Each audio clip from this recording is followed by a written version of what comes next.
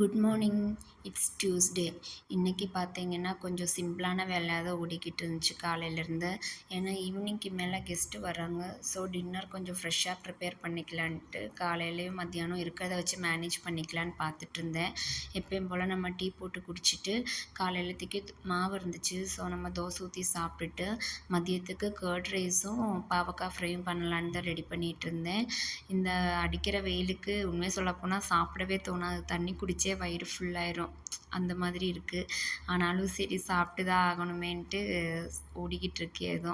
அதுக்கப்புறம் நம்ம குக்கிங் வேலையே ஓடிக்கிட்டு இருந்துச்சு. ஆஃப்டர்நூன் வந்து குக் பண்ணுறதே ஒரு பெரிய கடுப்பான வேலையாக இருக்குது. இந்த வெயிலில் கொஞ்ச நேரம் கிச்சனுக்குள்ளே நின்னாலே அப்படியே ஃபுல்லாக டீஹைட்ரேட் ஆகிடுது. ஸோ நம்ம காலையிலே ஒர்க்கை முடிச்சிட்டோன்னா கொஞ்சம் ஃப்ரீயாகவும் இருக்கலாம், கொஞ்சம் அப்படியே ரிலாக்ஸாக இருக்கும் நம்மளுக்கு. ஸோ அதே மாதிரி காலையிலே ஒர்க்கெல்லாம் முடிச்சுட்டு நல்லா சாப்பிட்டுட்டு அப்புறம் கொஞ்சம் க்ளீனிங் வேலையெல்லாம் இருந்துச்சு. அப்படியே முடிச்சுட்டு கொஞ்சம் அப்படியே ரிலாக்ஸ் மோடு போயாச்சு.